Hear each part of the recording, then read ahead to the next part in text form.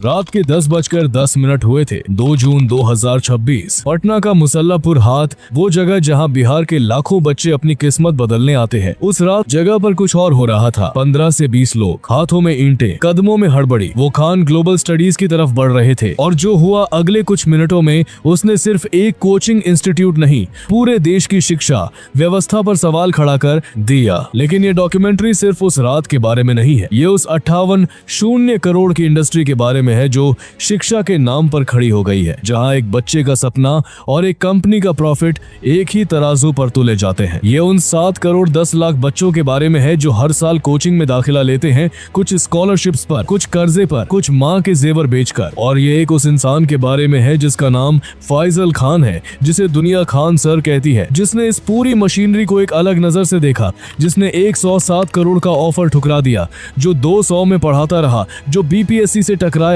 जिसके बात कर ये है कि हाथ तरीके से देख रहे थे, जो बीपीएससी ने तरफराज कर रहा। इंस्टीट्यूट पर बिहार के गवर्नर आए और जो आज 8 जून 2026 को एक क्रिमिनल एफआईआर में नामजद है एंटिसिपेटरी बेल की तलाश में। कौन है खान सर? हीरो या ऐसा इंसान जिसकी कहानी हम अभी तक पूरी तरह नहीं जानते? डियोरिया, उत्तर प्रदेश। एक कॉन्ट्रैक्टर के घर में फैजल खान पैदा होते हैं। जिंदगी कंफर्टेबल नहीं पर चलने लायक, सपने बड़े साधन छोटे। वो आर्मी जाना चाहते थे, सैनिक स्कूल का एग्जाम दिया नहीं निकले। एनडीए की रिटन पास की फिजिकल राउंड में एक छोटी सी आर्म की कंडीशन ने बाहर कर दिया। आईआईटी का एग्जाम था, वो सुबह सो गए, अलार्म नहीं बजा या शायद बजा और वो सुन नहीं पाए। आज वो यह किस्सा हंसते हुए सुनाते हैं अपने स्टूडेंट्स को। मैं अपनी हर बड़ी एग्जाम से चूका, लेकिन मैंने हार नहीं मानी। इलाहाबाद यूनिवर्सिटी से बी, सीएमसी और ज्योग्राफी में एमए, और फिर पटना, एक शहर जो सपनों का बाजार है। वो शिक्षक बनने आए थे, उन्हें नहीं पता था कि वो एक रेवोल्यूशन की शुरुआत करने आए हैं। 6 छात्र। फैजल खान ने पटना में इतने से शुरू किया। एक दिन उन्होंने पूरे दिन पढ़ाया, घंटों पसीना बहाया, और दिन के अंत में उनके हाथ में आए 40।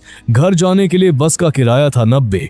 वो पैदल चले गए। उस रात रिपोर्टेडली उन्होंने खुद से एक वादा किया, अगर मैं कभी यहाँ से आगे गया तो एजुकेशन को इतना सस्ता करूंगा कि बिहार का हर गरीब बच्चा पढ़ सके, उसके माँ बाप को जमीन न बेचनी पड़े। वो वादा उन्होंने निभाया। जब एक बड़ी एडटेक कंपनी ने 107 करोड़ का पैकेज ऑफर किया, उन्होंने मना कर दिया। वो 200 पर सेशन पर पढ़ाते रहे। जरा सोचिए उस मोमेंट को, एक इंसान के सामने 107 करोड़ रखे हैं और वो पीठ फेर लेता है। क्यों? क्योंकि उसे याद है वो रात जब उसके पास 90 नहीं थे, एक आवाज जो करोड़ों तक पहुंची। अप्रैल 2019, खान सर ने यूट्यूब पर खान जीएस रिसर्च सेंटर शुरू किया। 1 महीने में 10 लाख सब्सक्राइबर्स। आज तक किसी इंडियन एजुकेशनल चैनल ने यह रिकॉर्ड नहीं तोड़ा। 2026 तक 3 करोड़ से ज्यादा सब्सक्राइबर्स, 2 चैनल्स, अरबों व्यूज। लेकिन नंबर्स इस कहानी का सबसे कम महत्वपूर्ण हिस्सा है। असल बात यह है, बिहार के किसी गांव में रात के 11 बजे, जहां बिजली नहीं है, कोई लाइब्रेरी नहीं है, कोई ट्यूशन टीचर नहीं है, एक बच्चा मोबाइल की रोशनी में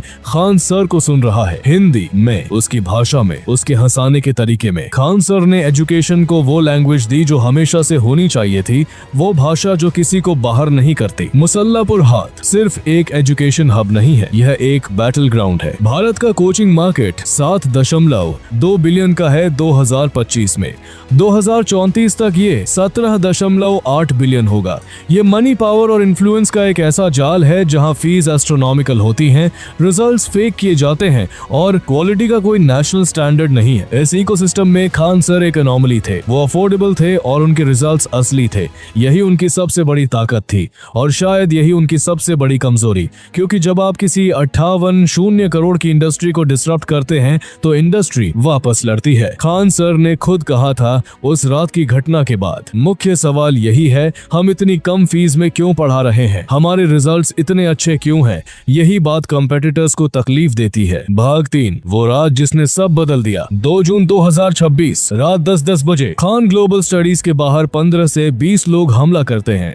बैनर्स फाड़े जाते हैं, ब्रिक्स फेंके जाते हैं, एक सिक्योरिटी गार्ड घायल होता है। खान सर वहां पहुंचते हैं, मीडिया के सामने खड़े होते हैं। उनकी आवाज में गुस्सा है, दर्द है। हमारा ऑफिस कंप्लीटली वैंडलाइज किया गया। राइवल इंस्टीट्यूट के लोगों ने फायरिंग की। 8 से 10 राउंड्स, हमें प्रोटेक्शन चाहिए। पुलिस एक्शन स्विफ्ट है। ज्ञान बिंदु के डायरेक्टर राउशन आनंद 2 एसोसिएट्स के साथ अगले दिन जुडिशियल कस्टडी में है। लेकिन फिर एक वीडियो आती है सोशल मीडिया पर वायरल, और उस वीडियो में खान सर के 2 सिक्योरिटी गार्ड्स प्रदीप और तालेश्वर खुद एरियल फायरिंग करते दिखते हैं। इन्वेस्टिगेशन का रुख पलट जाता है। गार्ड गार्ड्स को डिटेन किया जाता है, उनके वेपन्स नागालैंड लाइसेंस्ड फोरेंसिक के लिए भेजे जाते हैं। फिर अलेजिडली गार्ड्स का कन्फेशन आता है, फायरिंग खान सर के आदेश पर हुई। खान सर ने डिनाई किया। 4 जून 2026 उनका नाम FIR में जोड़ा जाता है। BNS section 109 attempted murder, arms act sections 2592-735। वो एजुकेटर जिसने 107 करोड़ ठुकराया था, अब अटेम्प्टेड मर्डर के आरोपी है। इस कहानी के दो रंग है। एक तरफ ज्ञान बिंदु GS एकेडमी के रिप्रेजेंटेटिव्स, जिनका कहना है कि यह पूरी घटना खान सर ने ऑर्केस्ट्रेट की पब्लिसिटी के लिए राइवल्स को डिफेम करने के लिए। टीचर वरुण का बयान, जो निर्दोष था रोशन आनंद सर, उन्हें 12 घंटे में गिरफ्तार किया। जिसके खिलाफ FIR है वो खुलेआम क्लासेस ले रहे हैं। स्टूडेंट लीडर खुशबू पाठक ने कहा, अगर खान सर को गिरफ्तार नहीं किया हम भूख हड़ताल पर जाएंगे। दूसरी तरफ खान सर के लॉयर, जिनका कहना है कि यह FIR एक काउंटर एक्शन है। खान सर के स्टाफ ने पहले रोशन आनंद के खिलाफ केस दर्ज कराया था। खान सर का खुद का बयान, उन्होंने कोई ऑर्डर नहीं दिया, वो विक्टिम है। फोरेंसिक रिपोर्ट अभी आनी है, CCTV की फुल एनालिसिस अभी बाकी है।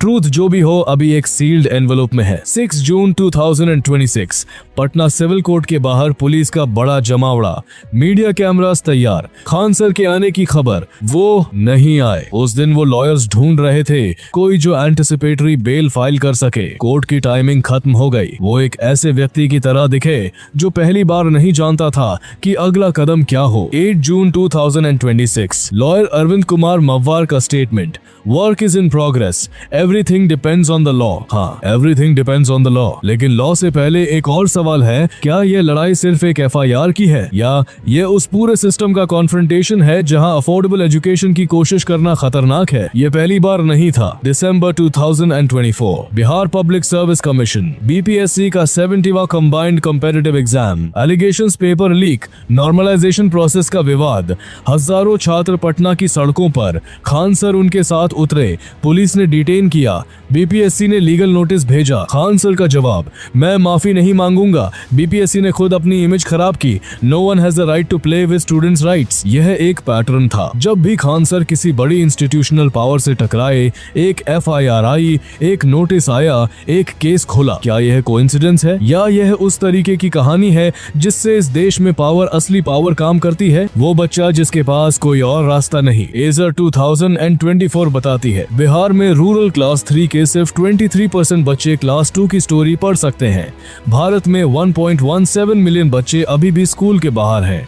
SC/ST स्टूडेंट्स का कॉम्पिटिटिव एग्जाम्स में रिप्रेजेंटेशन अलार्मिंगली लो। यह नंबर्स नहीं है, यह नेम्स है, यह चेहरे हैं। वो माँ है जो अपनी नाक की नथ बेचकर बेटे की कोचिंग फीस भर रही है। वो बाप है जो खेत गिरवी रखकर बेटे को पटना भेज रहा है। और वो बच्चा है पहली पीढ़ी का लर्नर, जिसके घर में कोई नहीं जो UPSC का फुल फॉर्म बता सके। उसके लिए खान सर सिर्फ एक टीचर नहीं है, वो एक डोर है, एक ऐसा डोर जो उसके लिए खुला है, चाहे उसके पास 20,000 हो या 200। खान सर ने सिर्फ क्लासरूम नहीं बनाया। 2025 में पटना में एक हॉस्पिटल खोला, डायलिसिस सेंटर, ऑपरेशन थिएटर, जहां ट्रीटमेंट सरकारी हॉस्पिटल से भी सस्ती है, एक पब्लिक लाइब्रेरी, एक गौशाला। अगस्त 2025 बिहार के भोजपुर डिस्ट्रिक्ट में 99 कट्ठा जमीन एजुकेशनल इंफ्रास्ट्रक्चर के लिए। जून 2025 बिहार गवर्नर आरिफ मोहम्मद खान ईद अल अधा पर KGS आए। ये वो इंसान है जिसे आज एंटिसिपेटेड मर्डर के केस में एंटिसिपेटरी बेल चाहिए। जरा रुकिए और सोचिए, क्या ये सब ऐसे इंसान की कहानी लगती है